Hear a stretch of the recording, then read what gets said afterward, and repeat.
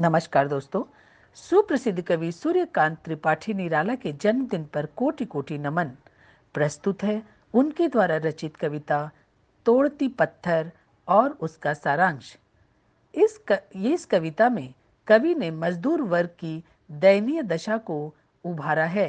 कवि कहते हैं कि उन्होंने इलाहाबाद के मार्ग पर एक मजदूरनी को पत्थर तोड़ते देखा। वह जिस पेड़ के नीचे बैठकर पत्थर तोड़ रही थी वह छायादार भी नहीं था। वह श्याम वर्ण की युवा स्त्री थी। वह एक भारी हथौड़े से बड़े से पत्थर पर बार बार प्रहार कर रही थी। उसके सामने ही घने वृक्ष, भवन तथा कोठियां थी। कवि कहते हैं कि समूचे शरीर को झुलसा देने वाली लू चल रही थी। धरती आसमान सब इस भीषण गर्मी से झुलस रहे थे। ऐसे में जब उसने मुझे उसकी ओर देखते हुए देखा तो उसने उस भवन को एक बार देखा, फिर अपने फटे कपड़ों की ओर देखा। ऐसा लगा जैसे उसने मुझको अपनी दीन अवस्था की पूरी करुण गाथा उसी तरह सुना दी जिस प्रकार कोई सितार पर सहज भाव से अंगुलियां चलाकर अनोखी झनकार उत्पन्न कर देता है।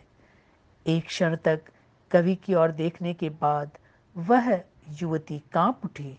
उसके माथे पर पसीना छलका और वह फिर से पत्थर तोड़ने में लग जाती है, जैसे कह रही है कि मैं तोड़ती पत्थर।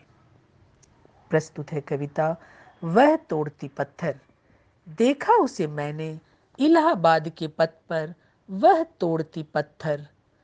कोई न छायादार पेड़ वह, जिसके तले बैठी हुई स्वीकार, श्याम तन भर बंधा यौवन, नत नयन प्रिय कर्म रत मन, गुरु हथौड़ा हाथ करती बार बार प्रहार, सामने तरुमालिका अट्टालिका प्राकार। चढ़ रही थी धूप, गर्मियों के दिन, दिवा का तमतमाता रूप, उठी झुलसाती हुई लू, रुई ज्यों जलती हुई भू, गर्द चिनगी छा गई, प्रायः हुई दोपहर, वह तोड़ती पत्थर। देखते देखा मुझे तो एक बार, उस भवन की ओर देखा, छिन्न तार, देख कर कोई नहीं, देखा मुझे उस दृष्टि से, जो मार खा रोई नहीं। सजा सहज सितार, सुनी मैंने वह नहीं, जो थी सुनी झनकार। एक क्षण के बाद वह कांपी सुघर, ढुल के माथे से गिरे सिकर, लीन होते कर्म में फिर जो कहा, मैं तोड़ती पत्थर। धन्यवाद।